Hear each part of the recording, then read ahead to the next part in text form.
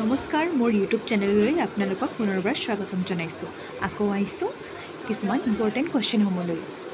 অসমৰ বিভিন্ন ঠাইসমূহ: অসমৰ তৈল নগৰী ডিগবৈ, অসমৰ চাহ ৰাজধানী যোৰহাট, অসমৰ সাংস্কৃতিক নগৰী যোৰহাট, অসমৰ নৱদ্বীপ নলবাৰী, অসমৰ পিৰামিড চৰাইদেউ মৈদাম, অসমৰ পঞ্চতীৰ্থ হাজো, অসমৰ প্ৰৱেশদ্বাৰ গুৱাহাটী, অসমৰ স্কটলেণ্ড হাফলং, অসমৰ প্ৰেমৰ নগৰী তেজপুৰ, পানীপথৰ প্ৰথম যুদ্ধ 1526, পানীপথৰ দ্বিতীয় যুদ্ধ 1556, পানীপথৰ তৃতীয় যুদ্ধ 1761, অসম সাহিত্য সভা গঠন 1917, শৰাইঘাটৰ যুদ্ধ 1671।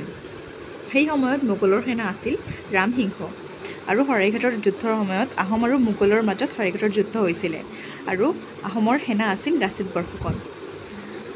ইটাখুলিৰ ৰণ 1682, গুৱাহাটী বিশ্ববিদ্যালয়ৰ প্ৰতিষ্ঠা 1948, অসমত চাহৰ আৱিষ্কাৰ 1823, অসহযোগ আন্দোলন 1920, অসমীয়া ভাষাক ৰাজ্যিক ভাষা হিচাপে স্বীকৃতি 1961, অসমত ৰেল সেৱা প্ৰৱৰ্তন কৰা হৈছিলে 1882, প্ৰথম অসমীয়া আলোচনী অৰুণোদয় কোন চনত প্ৰকাশ পাইছিলে?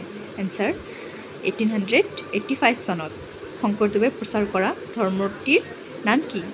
শংকৰদেৱে প্ৰচাৰ কৰা ধৰ্মটিৰ নাম হৈছে একশৰণ নাম ধৰ্ম। ইয়াক নৱ বৈষ্ণৱ ধৰ্ম বুলিও কোৱা হয়। তো এইখিনিয়ে আছিল আজিৰ ভিডিঅ'টিত। যদি আপোনালোকে কিবা ভুল হৈছে তেনেহ'লে আপুনি কমেণ্টত মোক জনাব। লিখাবিলাক মোৰ বৰ বেছি ভাল নহয়। যদি কিবা বুজি পোৱা নাই তেনেহ'লে কমেণ্টত মোক জনাব। আৰু ভিডিঅ'টো লাষ্টলৈকে চোৱাৰ কাৰণে আপোনালোকক বহুত বহুত ধন্যবাদ।